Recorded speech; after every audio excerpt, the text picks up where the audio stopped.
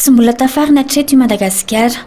Anton'izany dia ny tsy fahatanjahany antoko politika sy ny rafitra politika eto amin'ny firenena. Ny fahatanjahany izany antoko politika izany, izay ny olona, indrindra ny tanora ao aminy no ahatongavana amin'izany. Rehefa matanjaka araka izany ny antoko politika dia mandroso ny firenena. Rehefa zoena mantsy ny zava-misy dia matetika tsy olona avy amin'ny antoko, ary rehefa mandrafitra izany antonana maro no voafidy sy voatendry hitondra fa mazana olona avy amina sehatra tsy miankina ohatra na izany firaisamonim-pirenena. Ity tranga ity izay hita fa lesoka amin'ny fampandrosoana ny firenena, tsy mahagaga raha tsy maro toerana hatramin'izao i Madagasikara. Dia rehefa marefo ny antoko politika dia marefo ny androm-pahatsakana. Matonta fita reny Singapour sy Taiwan ireny dia matsanjaka sy mahary toerana ny antoko politika sy ny rafitra politika ao aminy. Satria isika moa matetika miantehatra fifidianana fotsiny ihany, fa tsy fifidianana fotsiny ihany no iveloman'ny demokrasia sy ny fahamary toerana izay katsahantsika tsy vao amin'ny repoblika fahefatra ty no katsaka an'izany fahamary toerana fitondrana izany. Fa hatramin'izay fitondrana fanesesa dia nisy ny tsy fahamary toerana fitondrana izay niseho tanatin'ireny crise tetezamitan'ny fanesesa teto amintsika ireny izay.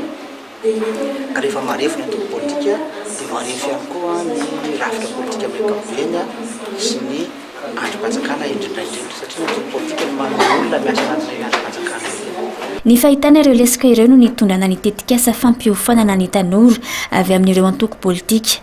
Ny tanora mantsy no heverina fa hitondra ny fanovana eto amin'ny firenena. Rehefa ao anatin'ny antoko politika izy ireny dia mazava ho fafen'ny faharisihana amin'ny fandraisana andraikitra eo amin'izay sehatry ny politika ho fampandrosoana izay. Manamafy izany rahateo ny tanora iray avy amin'ny antoko antoka sy dinanosy na ny ADN izany.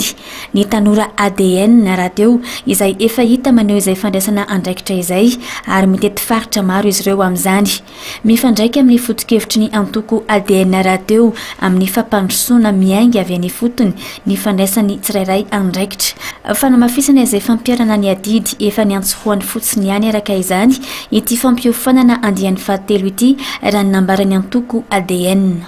Fampiarana dia sotra tsy mila mijanona teoria ireo zavatra noratovana atao amin'ny akademia des partis politiques fa miady eto teny androany mikandroany zao dia mitohy hatrany ny asa ho an'ny tanora ADN, ho an'ny antoko ADN, ho an'ny manokana asa avy hatrany no ilaina fa tsy hoe kabary andrasy na kombaka ambarafoana kombaka ambatrany.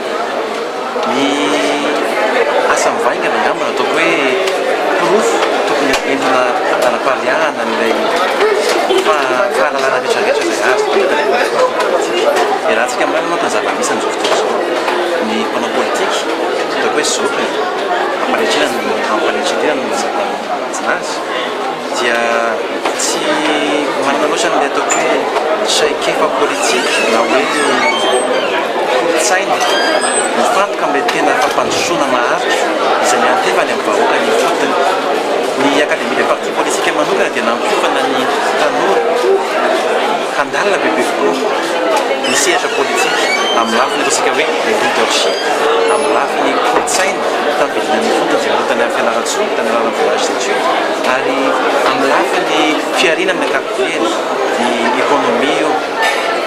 Nanomboka tamin'ny volana marsa izay nifarana tamin'ity volana septambra ity ny fampiofanana ireto tanora avy amin'ny antoko politika 10 ireto. Omaly araka izany famoahana azy ireo tamin'ny fomba ofisialy.